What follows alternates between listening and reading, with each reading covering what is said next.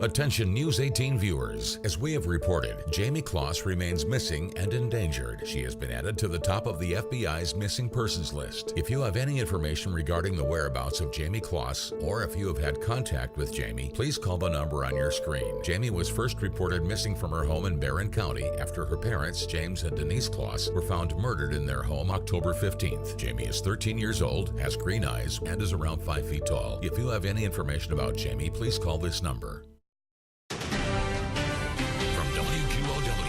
This is Eau Claire's own News 18 6 p.m. report. We don't have a suspect. We don't have any leads right now. Our focus is finding a 13-year-old scared girl.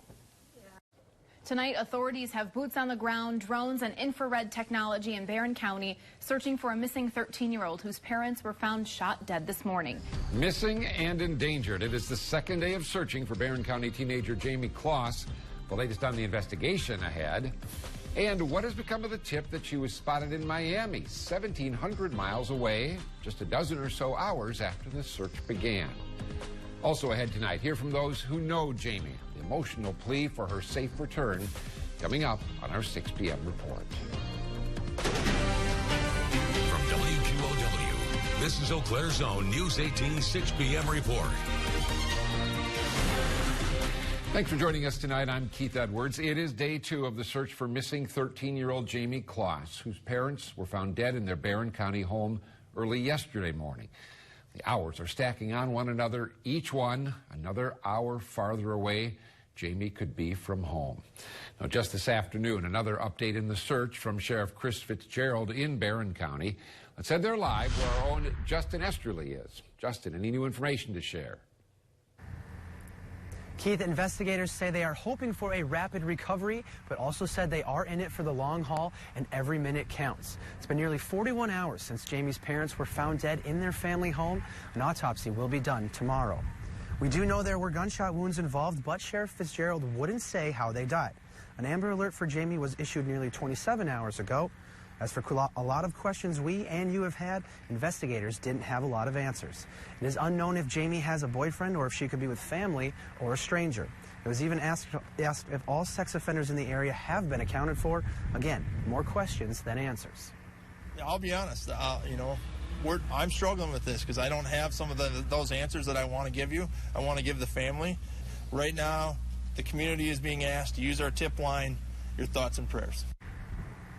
Sheriff Fitzgerald added that people who may have knowledge about the crime and not even know it. He also said that people that commit violent acts of crime are likely to change their behavior or their looks. He says if you see anything suspicious, you should report it. Live from Barron County, I'm Justin Esterly. Back to you. Okay, thanks, Justin. Now, investigators say more than 200 tips have come in, mostly from around the state. They cautioned against believing any tips that did not come directly from them. Now, of course, what they're referring to is the tip that came in overnight. Miami police tweeting a witness says she was spotted at a gas station, possibly. But it's a tip investigators say is not credible. And as the sheriff said, the information that's coming from this podium has been vetted. Other stuff that's been out there, even from around the country, has not been vetted. So please be cautious with that. This is video of that tip. A witness called police and said he saw a girl matching Jamie's description in this black Ford Explorer with 2 bearded men inside.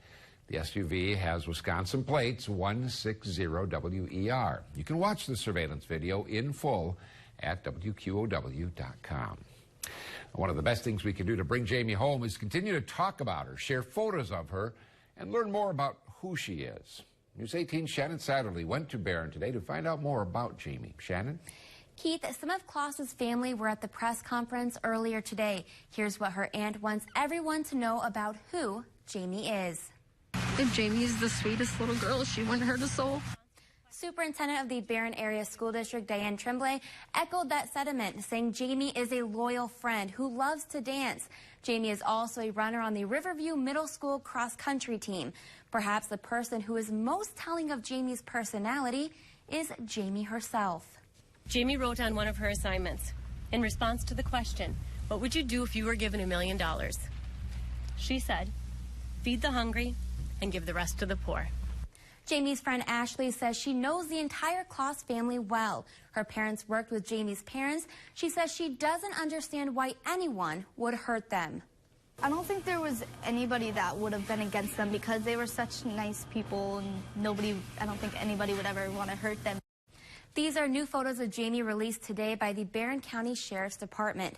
Ashley says whoever has her should give her back because there's a lot of people who really love her and don't want to see anything bad happen to her. We want to bring Jamie home and put that smile back in her family's hands. Thanks for joining us tonight. I'm Keith Edwards. We start tonight in Barron County, where the deaths of Denise and James Kloss have officially been ruled homicides by gunshots. Their daughter, Jamie Kloss, still missing and believed to be in danger. The search for her now extends into the 65th hour. Let's head to Barron County right now. We're joined by Shannon Hoyt. Shannon, what's the latest on the investigation now? Barron County Sheriff Chris Fitzgerald says it's not clear if it was a targeted attack or a random killing, but what we do know is that Jamie Kloss's parents were murdered. Fitzgerald wouldn't or couldn't say where and how many times Denise and James Kloss were shot. The gun was not on scene and has yet to be recovered. As for the investigation, he says there are no suspects or person of interest in the case yet. They have searched the immediate area for Jamie and have collected surveillance video from places throughout Barron County. Fitzgerald says there have been no credible sightings of her and is pleading with the community to keep calling in those tips. Walk your properties. There will be many hunters in the area in the upcoming weekend and daily. Check your cabins, walk your land, and report anything you feel is important to us. You will never know if it will help to bring Jamie home unless you call. Sheriff Fitzgerald stressed the importance of keeping those tips coming in. That number is on your screen. He says as of 3 o'clock today, they received 400 tips and are looking into each one. They even opened up additional phone lines to help. Reporting live in Barron County, I'm Shannon Hoyt. Back to you. Okay, thanks, Shannon. Now, Sheriff Fitzgerald is hosting a town hall tonight open to Barron County residents only. He says he wants to connect with citizens and have a private dialogue about how the community is doing. Victim assistance personnel will also be available to address wellness concerns. That event begins at 7 p.m. at the Western Indian Head Technical College Conference Center in Rice Lake. Inch by inch, mile by mile, 100 people are trekking up and down Highway 8 in Barron County looking for any evidence that could help them find Jamie Kloss. Welcome to Live at 5 on this Thursday evening. I'm Keith Edwards. It's now day 4 of the search for the missing 13-year-old. And today, for the first time, the community was asked to help. Just trying to help out, so we do what we can. Let's head live to Barron County right now. That's where Shannon Hoyt is. Shannon, you've been with those searchers all afternoon. What is going on right now? Keith, crews are just wrapping up what the DNR is called an evidentiary search, meaning they're not looking for Jamie, they're actually looking for clues to help investigators find her. 14 teams of 7 are searching 14 miles along Highway 8 in Barron County, stretching a mile from the Kloss's home to Turtle Lake. Volunteers are limiting their search to just along the highway, putting down orange flags on anything they think may be evidence that could help investigators find Jamie. We're looking for items of interest. This could be a gun. Any items of interest. There's a lot of things that aren't. There's going to be a lot of litter in the ditch. We're just ruling in or out an area that is a major travel corridor from the scene and to the scene. Again, this search starts at the Kloss's home and heads west. It was there early Monday morning. Police responded to a 911 call and found Jamie's parents murdered, gunned down in their own home. Jamie has not been heard from or seen since. And I'm told this is just the first of what may be many searches. For now, I'll send it back to you. An eerily quiet day in Barron County. The searches stopped. There were few authorities on scene, and it seemed the national news media have left. Thanks for joining us tonight. I'm Savannah Tomei. Now, more than 1,000 tips have come in about that double murder missing person case in Barron County. But after yesterday's searches turned up nothing, searches were called off, at least for now. So far, police haven't released any new leads.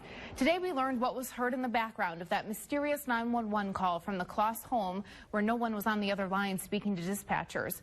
Authorities say they could hear a lot of yelling on that call. It came from Denise Kloss's cell phone. According to the 911 dispatch log, police got there to find the door kicked in, James Kloss on the ground near the entry, shot multiple times. At first, they called this a suicide, but after finding Denise Kloss, they began calling it a homicide. 3.5 hours after the initial call, they declared Jamie a missing juvenile. Many people in that community right now are locking their doors tonight. Authorities are asking you to think of anyone you know with changes in routine. That could include missing work with or without an excuse, missing scheduled appointments or commitments with friends. They may suddenly leave town. Their behavior could change. They could start drinking or using drugs or stop doing them. They can change how they look, change the look of their car, or suddenly sell their car. They could also become obsessed with the investigation into this case or not want to talk about it at all. They've even asked for information you could have about the family if you've ever had any kind of run-in with them. Authorities ask you to contact the Barron County Sheriff's Department. They've even set up a new email address to send your tips to. We have all that contact information on our website, WQOW.com. Meanwhile, new at 10, we have learned there's another way you can help. A benefit account was set up for the Kloss family at Sterling Bank this morning. Sterling has 4 locations. All of them are accepting money.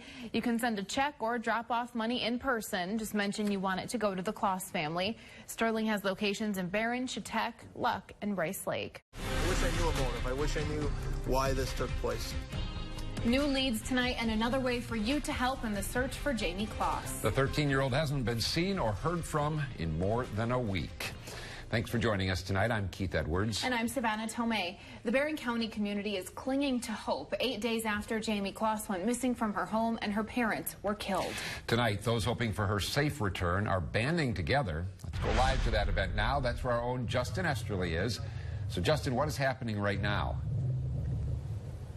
Keith, Savannah, hundreds of people are here at the Barron High School football stadium for tonight's Gathering of Hope. It was originally scheduled to be at the middle school, but so many people wanted to get involved. Emotional and spiritual care is on hand, as well as resources for the family. There's also music, and at 7:30, a lighting ceremony. As for the latest on the case, we just found out this afternoon authorities are trying to track 2 vehicles they say are of interest. One is a red or orange 2008 or newer Dodge Challenger. The second vehicle is either a black Ford Edge or a black Acura MDX. Sheriff Chris Fitzgerald says they were captured on surveillance cameras in Barron near the Kloss home near the time Jamie disappeared. If anyone sees or has seen these 2 vehicles in or around Barron County over the past 2 weeks, they are asked to call our tip line with the time it was observed, location, and license plate number if available. Fitzgerald says so far they've had 1,300 tips, 1,100 of which they have closed. He says if you see Jamie, he urges you to call 911 immediately. You can also call in other tips. We'll have that number or email on our website, WQOW.com. For now, reporting live from Barron County, I'm Justin Esterly. Back to you. Okay, thanks, Justin. Now, Fitzgerald is also once again asking for your help. Tomorrow morning, he wants 2,000 volunteers to search for evidence. This is now the second volunteer search they'll do. The first was last Thursday. That was a much smaller scale, though, only 100 volunteers. Tomorrow, he's asking for 2,000 people to show up before 9 a.m. Volunteers must be over 18. You'll need to show photo ID. They'll need to be dressed for the cold weather and wear boots. Now, once there are 2,000 volunteers, the rest will be turned away. Fitzgerald says he hopes the search will be done by 4 p.m. Now, he wouldn't say what they're looking for or why they're looking in that area. If you want to help, specific details are on WQOW.com. We did just learn Right Way Shuttle here in Eau Claire will be busing people up there for free. If you want to ride, the bus will be leaving Wagner's Lane's parking lot at 7:30 tomorrow morning. It's been 9 days since Jamie Kloss went missing, and today you can help authorities search for evidence that may help find her. 2,000 volunteers are needed in just a few hours. Here's Justin Esterly with more details. Katie, Bridget, this is where Barron County Sheriff Chris Fitzgerald is asking people to meet, the Hungry Hollow grounds on Highway 25. That's on the intersection of 19th Avenue between Barron and Rice Lake. This will be the second volunteer search for evidence in the Jamie Kloss case. The first was last Thursday, but that was on a much smaller scale, only 100 volunteers. Today, he's asking for 2,000 people to show up before 9 a.m. Volunteers must be over 18 years old and will need to show a photo ID. They will also need to be dressed for the cold weather and be wearing boots. Fitzgerald says he hopes the search will wrap up around 4 this afternoon. News 18 will have a crew on the ground, and you'll be able to we'll be bringing our reports in later shows, as well as updates on the search online at WQOW.com. Now, during yesterday's press conference, Sheriff Fitzgerald wouldn't say why they're searching in that area or what they're looking for. He did say a military chopper was in the air yesterday mapping out a grid. Rightway Shuttle in Eau Claire is busing people up to Barron County for free. The bus is leaving the parking lot of Wagner's Lanes at 7:30. Seating is limited. 2,000 volunteers helped search for evidence relating to the double murder and missing teen case in Barron County last week. They got ready early to trek through the woods, hoping to find answers. News 18's Shannon Saturday reports. It's one of those things that makes strangers step up. Everybody can relate to having someone that age and to seeing them missing and have the parents be shot and killed. It's something that anybody can relate to, so if you got a chance to help, you're going to do what you can. Volunteers from near and far hike through the woods looking for clues that could have anything to do with the killing of James and Denise Kloss and the disappearance of their 13-year-old daughter, Jamie. I've got daughters, and all my friends have daughters or sons. And, it's something I could do. It's important to try to find any kind of evidence that could help bring Jamie back. Crew leaders say they're looking for just about anything: a cell phone, a gun, or just something a 13-year-old girl would have had with her. Volunteers made their way through backyards, wooded areas, and near creeks, slowly. They traveled 1 mile an hour, making sure they didn't miss anything. The 2,000 volunteers were all over Barron. Some came as far as a 3-hour drive from northern Minnesota. Others didn't let their jobs stop them from helping. And I talked to some men whose bosses let them off work to do this. It's heartening to see everyone's here. I mean, everyone's got the same mission. Now, those searches should be over by now. So far, they don't think they've found any evidence. A 100-person search last week turned up nothing new either. We've learned the next press conference is tomorrow at 4 in Barron. Meanwhile, funeral services are set for Jamie's parents, James and Denise Kloss. Their obituary notes their 27 years of work at Jenny O in Barron and said James loved talking football, especially the Packers and Badgers, while Denise enjoyed tending to her flowers and birds. They'll be memorialized together in a double service. Visitation starts at 11 a.m. Saturday at St. Peter's Catholic Church in Cameron. The funeral will start there at 1. Instead of flowers, family are asking for donations to the Kloss Family Fund that's at Sterling Bank locations. And we will never stop looking for you. For the first time, we're hearing from members of the Kloss family on day 10 since teenager Jamie vanished when her parents were gunned down. Thanks for joining us tonight. I'm Savannah Tomei. And I'm Keith Edwards. Tonight, investigators are trying something new in the search for 13-year-old Jamie Kloss. Our own Shannon Hoyt joins us now live from Barron County. Shannon, what did you learn in today's press conference? Investigators are now offering a $25,000 reward for any information that leads to Jamie's location. Today, Sheriff Chris Fitzgerald says yet another team went through the crime scene, the Kloss family home where James and Denise were killed and where they believe Jamie may have been abducted from. Investigators were there to gather more evidence. Yeah, we had another evidence team go back out to the scene today to make sure we didn't miss anything. As we said, we keep combing over evidence, looking for new things. We had a new team, a new set of eyes come in today and go over that house one more time to make sure nothing was missed.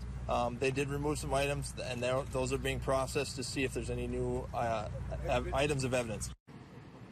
Yesterday, 2,000 volunteers gathered for a widespread search in Barron, the second search in her disappearance. But their effort turned up nothing. Sheriff Fitzgerald says right now they are no closer to identifying a suspect. In Barron County, Shannon Hoyt, News 18. From WQOW, this is Eau Claire's own News 18 10 p.m. report. I'm not calling this the perfect crime, but, I don't know. It has been 1 month since Jim and Denise Kloss were killed and their daughter Jamie went missing. And the search for those responsible continues. Thanks for joining us tonight. I'm Stephen Kelly. And I'm Savannah Tomei. Tonight, exactly 1 month after this tragedy hit the town of Barron, we're taking a closer look at what happened and law enforcement's progress in the case. Now, on October 15th, police got a 911 call from Denise Kloss's phone. When they got there, They found she and her husband had been shot and killed, and their daughter Jamie was seemingly gone without a trace. Since then, the Barron County Sheriff's Department, FBI, and Wisconsin DOJ have been spending countless man-hours to find Jamie and her parents' killer or killers. To date, law enforcement has investigated and cleared more than 2,300 tips. Now, just today, the FBI put out a new plea on social media for any new tips that could bring Jamie home.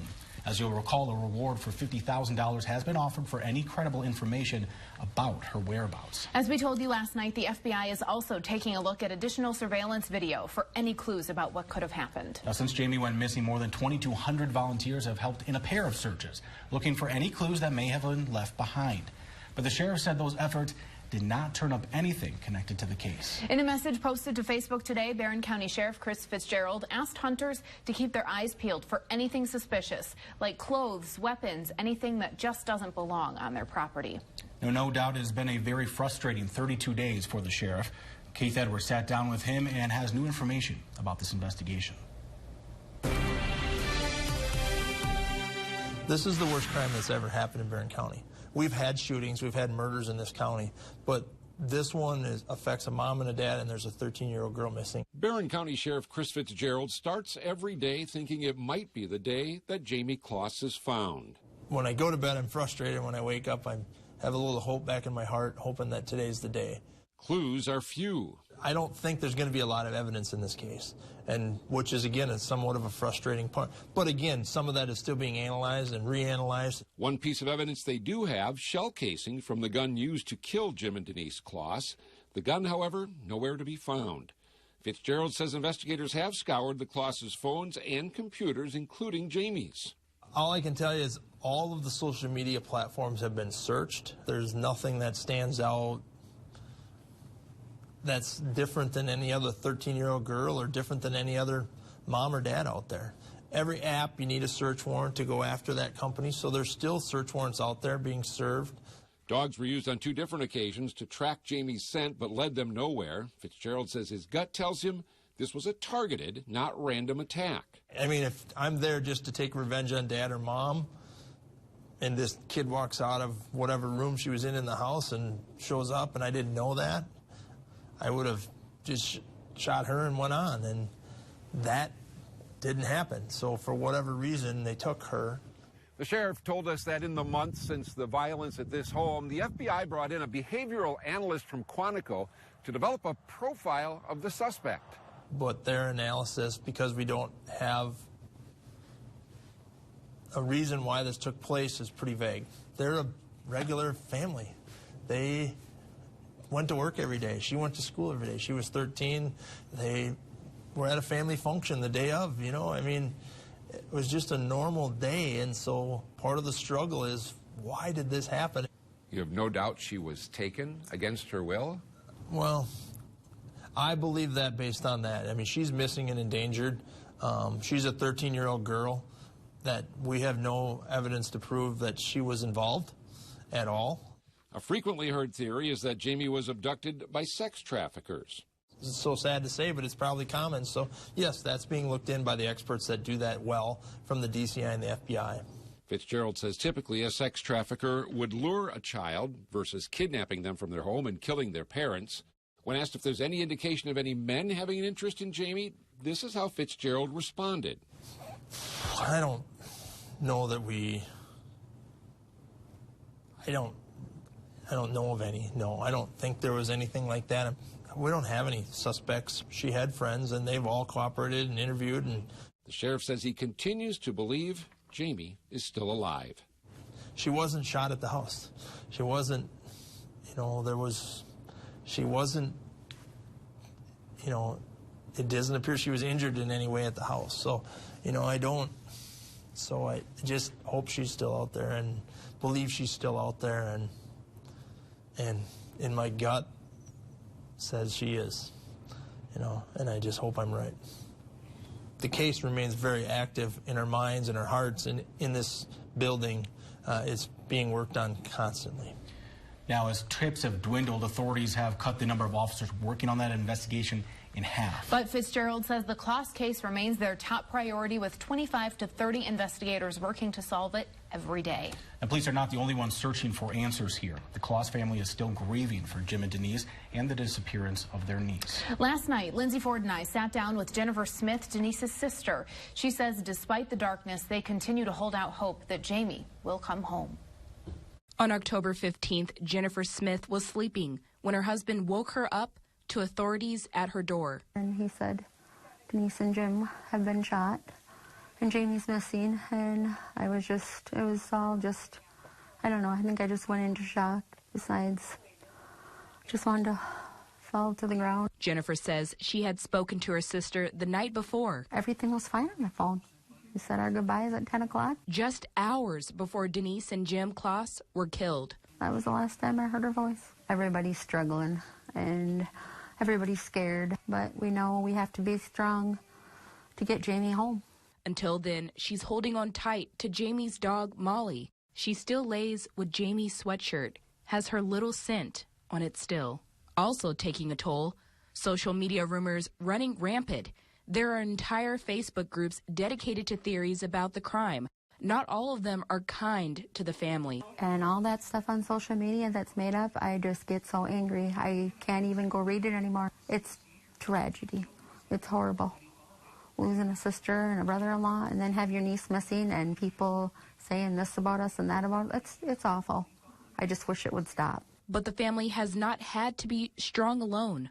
There have been fundraisers, T-shirts, and bracelets to raise awareness of Jamie's disappearance. The community has been awesome. I mean, it's overwhelming. Because she can't imagine what could have led to this. Our minds go every direction, and you don't know what to think. They were great parents. They were loving parents. For now, she's holding on to hope Jamie will be found. My sister and my brother-in-law will not rest in peace until they know she's okay. And keeping a candle lit for her niece, she hopes is listening. Oh, Jamie, wherever you are, please just get help. Get somewhere safe and get help, and we'll come and get you, no matter where you are. We just want you home.